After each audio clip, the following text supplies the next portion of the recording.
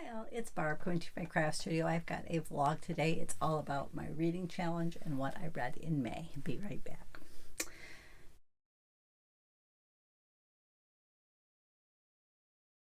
In May, I think I read a total of 16 books. I'm not positive on that, but the first one I read was The Christie Affair by Vermont. I may have pronounced that wrong, but I guess it's kind of loosely based upon real events because Agatha Christie did go missing for 5 to 7 days. I can't remember what it was. I'm thinking it's 5 days at one time, and it's kind of based, it's speculation as to what happened during that time she was missing.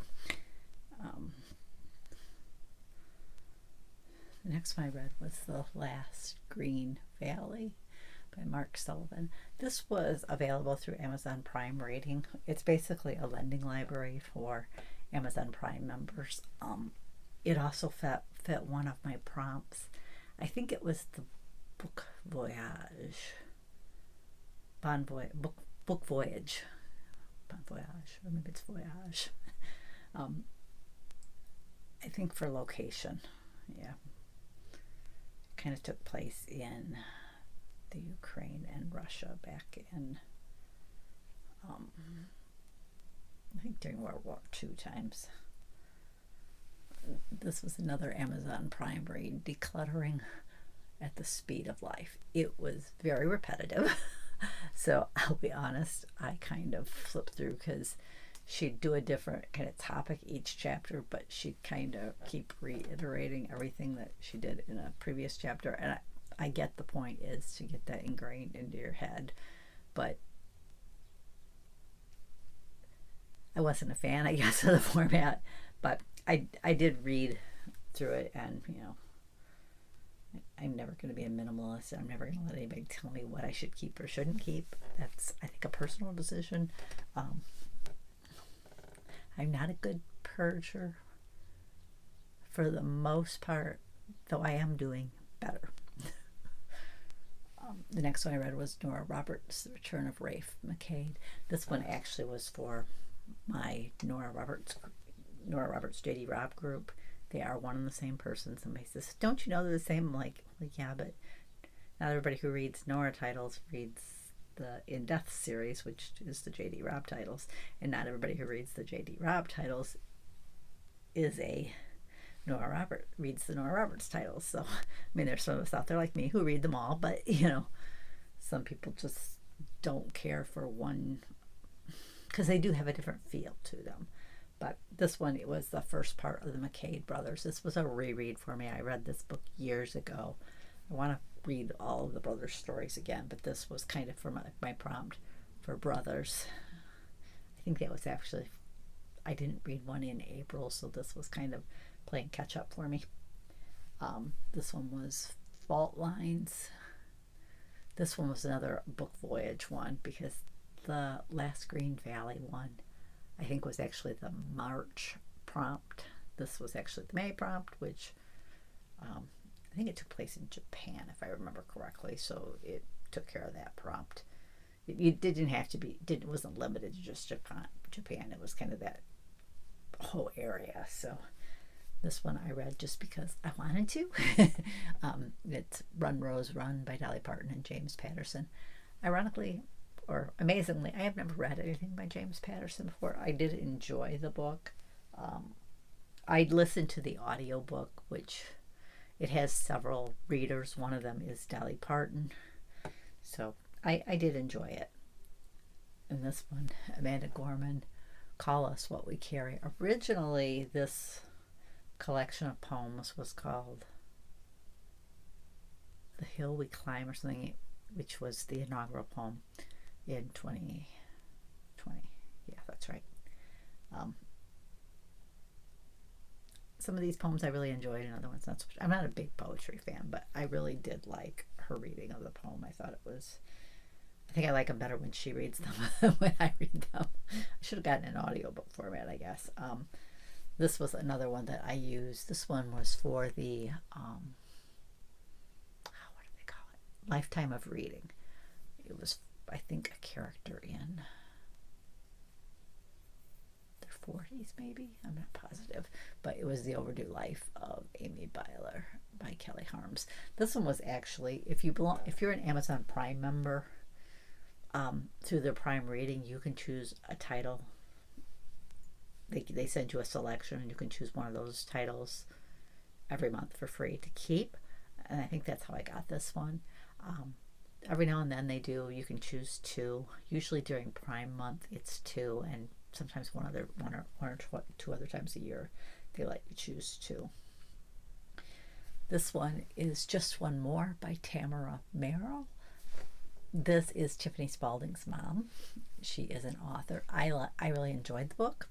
I've gotten some more of hers since then, but I bought this one in the Kindle format. Really cheap. I don't remember what the price was, but I thought I wanted to try reading her. I do have one of her other books in hardcover, though I have since gotten it in the ebook format as well. Since I'm doing a Kindle reading challenge, I'm leaning towards the Kindle books right now so that I can read every day and keep my Kindle challenge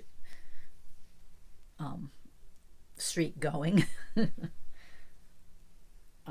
This one was for another reading challenge. This one, I can't remember who the reading challenge is by, but it might have been the April prompt too. I might have been behind on that one.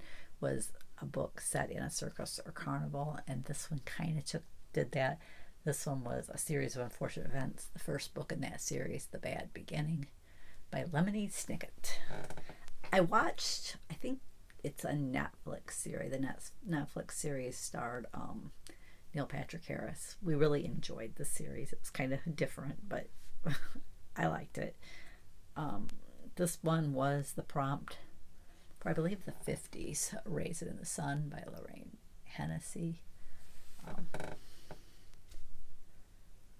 This one I think I just read because I read the book, another book she wrote called Lilac Girls, and there's kind of a series of three that are interconnected. One of the characters is always a member of the Faraday family. So this one was Martha Hall Kelly Sunflower Sisters. I almost said girls, but I read that one, or I listened to that one. That one was another audiobook. And this was another audiobook too, Betty White, If You Ask Me, and of course you won't. Betty read it herself. It was only like a 2-hour listen, so short, and I enjoyed it. Of course, humorous. This one was for another reading challenge. The prompt, I think this one was the May prompt, set in a bookstore or library, and it was the Little Paris bookshop. I finally ended up having Alexa read it to me. I had a hard time getting into the book.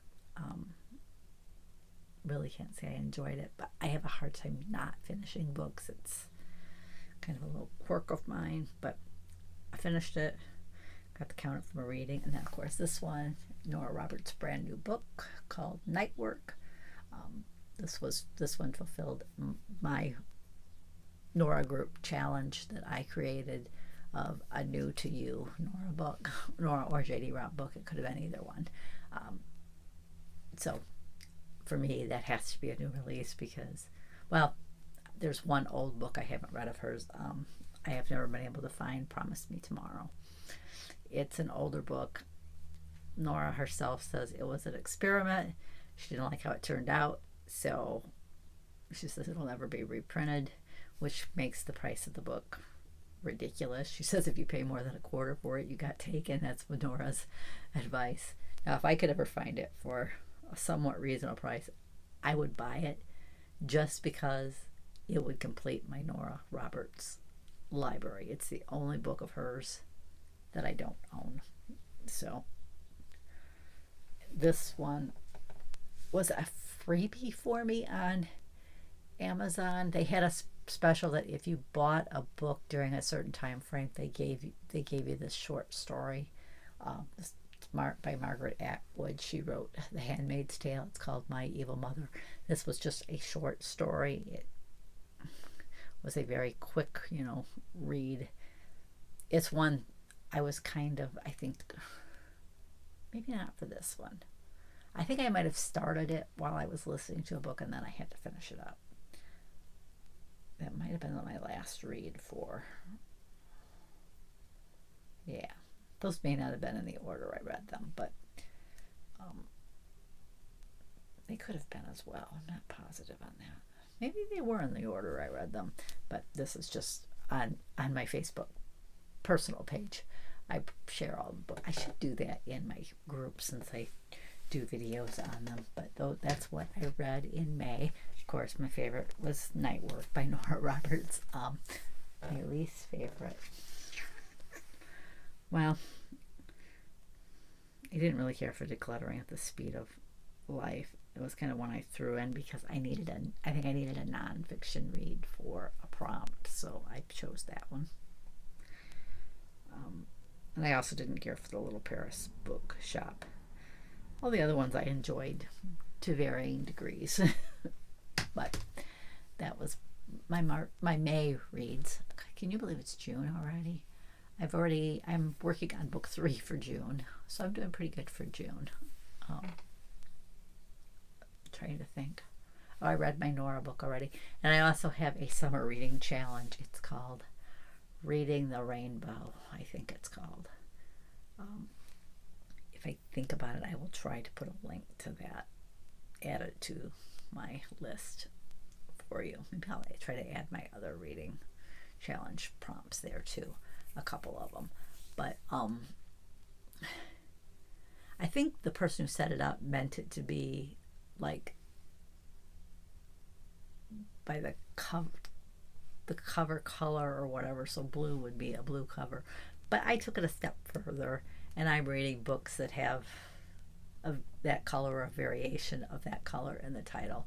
Like for the blue, I'm not doing them necessarily in the order she shows them listed. So for blue, I did Blue Dahlia by Norah. It was a reread for me. It was from the In the Garden trilogy. Actually, each of those books has a color title in it, so I'll be reading those throughout the summer to fulfill a prompt. I figured a lot of them I can use Norah books for, not all of them, but some of them I can. And I've had a few others that happen to have colors in the title that were on my to be read list, so I penciled them in for those colors. But that's what I read for this week. I can kind of do this month update on my hip. I bought the big pillow. I've slept on it a few times. It helps, but the problem is, in order to really use it the way I need to, I have to sleep on something softer. So right now I'm just using a body pillow I have, which isn't big enough. So if I shift, which we all do during the night, it's like I have to get up and rearrange everything. So again, I'm disturbing hubby. So I slept downstairs last night. I think the twin beds are going to be a necessity, as much as I hate to admit it. But I think what I'm going to do is just save the king size sheets. I'm going to cut our mattress protector, our mattress pad. Not mattress protector, but we have a big cushiony mattress pad that we put down, mainly to separate the cracks. But I need that, and I think I'm going to look for eventually a second one for my bed to make it softer, so that I don't have to lay on a pillow, because laying on that pillow is not helping my back. So yeah, my hip feels better, but my back hurts.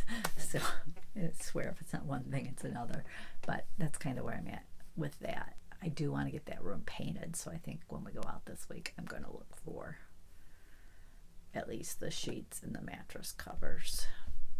That's why I hate to do it, because I need probably at least 4 sets of sheets, so that I have a set that's on the bed and a set that's in reserve, so that when you put it in the laundry, you don't have to wash it that day and get it back in. When you don't have a wash machine at home, that does not work. And I need a blanket and mattress protectors eventually, but before it gets cold, I'll need at least I'll probably need 2 electric blankets. Right now we've got one big king size one with 2 controls, and I use that a lot. Sometimes I even use it when it's not super cold because the heat feels so good on my back, which is another reason I don't want to have to lay on the pillow, because then I don't feel the heat. So that's kind of where I'm at with that, is I think once we do that, I can just manage to sleep up there. Because I won't have to worry about disturbing him as I, try to find a comfortable position if I wake up in the middle of the night, because he'll be in his own bed. So I hate that. I feel like I'm living in the 50s. Yeah, on TV, the couples back then always slept in separate beds. But I think it's just, for now, what's necessary. I'll just save the king size sheets. Most of them are in fairly good shape, so I'll just find a place in the closet to kind of tuck those away. And I store my extra sheets in a thing I got at IKEA that slides under the bed. We don't really have a linen closet, and even if we did, I think I would use the linen closet for something else, because I like to keep my sheets by the bed that they're for, and my towels in the bathroom. Keep things where you use them. Tiffany's kind of got into my brains, but I do think that I am going to host a Get Organized Challenge, summer one, unofficial one. I think I'm going to use her 12-week one. That seems to be what's winning right now. I'm trying to decide whether I'm going to set that up in my group and just share it in the Get Organized Challenge, or whether I'm just going to do it in the Get Organized Challenge and direct my people to that. I'm not sure. This one probably won't have prizes. The only way I would do prizes is if I did it in my own group and maybe did a post where, hey, post your progress here, and do it that way. Hey, I hit my 250 for the hour. But anyways, I need to wrap this up. It's almost time to head to our daughter's for lunch. We take turns hosting on Sundays. This is their week. Next week, I do the cooking and we go out to my mother-in-law's. That way, I figure she eats one good meal a week at least. And usually I can leave her leftovers. So anyways, that's all I've got to share today. I want to thank you for joining me, and I'll catch you next time.